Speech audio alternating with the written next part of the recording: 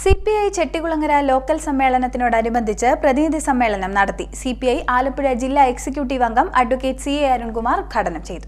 CPI Chettikulangara local സമ്മേളനത്തോടനുബന്ധിച്ച്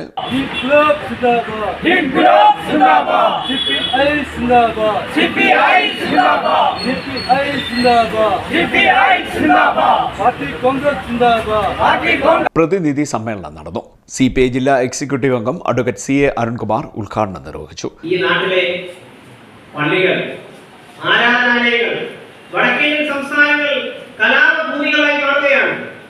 Yogi Adityanath എന്ന് പറയുന്ന ഒരു കാഷായ വസ്ത്രധാരി മുഖ്യമന്ത്രിയായിരിക്കുന്നു. കാഷായ വസ്ത്രത്തിനൊന്നും കമ്മ്യൂണിസ്റ്റുകാരെതിരില്ല. നമ്മുടെ യുവജന പ്രസ്ഥാനമായ AIYF തന്നെ അതുകൊണ്ടാണല്ലോ ജനുവരി മാസം 12-ാം തീയതി ഇന്ത്യയിൽ യുവജന ദിനമായി ആചരിക്കുന്നത് സ്വാമി വിവേകാനന്ദ ദിനത്തിലാണ്. ആരായിരുന്നു സ്വാമി വിവേകാനന്ദൻ?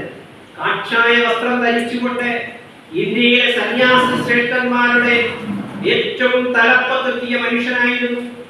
അമേരിക്കയിലെ ചിക്കാഗോയിൽ നടന്ന ലോക സഹമത സമ്മേളനത്തിൽ പങ്കെടുത്തുകൊണ്ട് സ്വാമി വിവേകാനന്ദൻ ഇന്ത്യയിൽ നിന്ന് പ്രദാനം ചെയ്തതിൽ 35ാമത്തെ സന്യാസിയായി ആ സമ്മേളനത്തെ അഭിവാദ്യം ചെയ്യുമ്പോൾ സ്വാമി വിവേകാനന്ദന്റെ ആദ്യത്തെ ആ ഒരു വാക്കുകൾ തന്നെ അമേരിക്കൻ ജനത രണ്ട് കൈയും നീട്ടി കൈയടിച്ചുകൊണ്ടാണ് സ്വീകരിച്ചത്. അദ്ദേഹം അമേരിക്കൻ ജനതയോട് പറഞ്ഞത്, അമേരിക്കയിലെ എന്റെ സഹോദരന്മാരെ എന്നുള്ള ഒറ്റ വാക്കാണ്.